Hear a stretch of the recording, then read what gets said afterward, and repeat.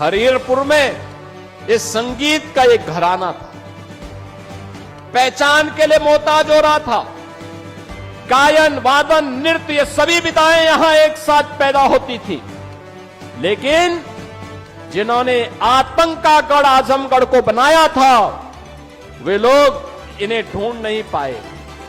उनके पास इतनी फुर्सत नहीं थी कि ब्लैक पोट्री को सम्मान दे सके, आजमगढ़ की साड़ी को सम्मान दे सके, हरिहरपुर गांव की संगीत की विधा को सम्मान दे सके, आजमगढ़ में विश्वविद्यालय दे सके, आजमगढ़ को एयर कनेक्टिविटी के साथ जोड़ सके, आजमगढ़ को पूर्वांचल एक्सप्रेसवे के साथ या गोरखपुर लिंक एक्सप्रेसवे के साथ या फिर ये 4 लेन की कनेक्टिविटी के साथ जोड़ सके। जब फुर्सत होगी तब तो कोई जोड़ेगा। उनके पास तो फुर्सत ही नहीं थी। जब संकट आता था, ऑस्ट्रेलिया या फिर इंग्लैंड चले जाते थे, लोगों को उसके पुरसे हाल पर छोड़ देते थे। लेकिन आज ये डबल इंजन की सरकार की, भारतीय जनता पार्टी की सरकार ने इन सभी प्रकार की सुविधाओं से आपको आच्छादित किया है। और आज इसीलिए इस एक्सप्रेस वे के उद्घाटन कार्यक्रम के साथ जुड़ने के लिए मैं स्वयं आपके पास यहां आया हूं, स्वयं आया हूं एक बार फिर से करने के लिए। बहनों और भाइयों, पहचान को कभी समाप्त नहीं करना चाहिए। ये जातिवाद की राजनीति पर्व और त्योहारों में भी आपके उत्साह को भंग करती थी, विघ्न बाधा खड़ी करती थी।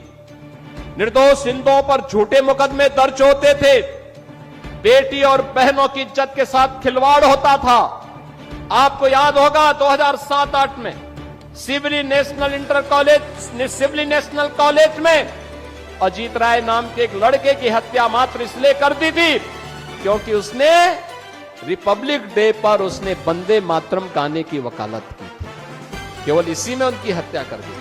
आज कोई दुस्साहस नहीं कर सकता। आज आप वंदे मातरम बड़े शान से गाइए। राष्ट्र की आन मान शान के प्रतीक तिरंगा यात्रा भी आपने ऑपरेशन सिंदूर के समर्थन में निकाली। लोक माता अहिल्याबाई होलकर को सम्मान दिया। कोई आपका बाल बांका नहीं कर पाया, कर भी नहीं पाएगा, क्योंकि सुरक्षा की गारंटी जो सरकार उठा रही है, ये सरकार आपके साथ में है। और इसीलिए विकास की इस प्रक्रिया के साथ जुड़ने के लिए जातिवाद से ऊपर उठना पड़ेगा, संप्रदायवाद से ऊपर उठना पड़ेगा, विकास और राष्ट्रवाद के मुद्दे पर आगे बढ़ना पड़ेगा। प्रधानमंत्री मोदी जी ने जो विजन हमें दिया है, विकसित भारत की संकल्पना को साकार करने के लिए हमें प्राण प्रण से जुटना पड़ेगा।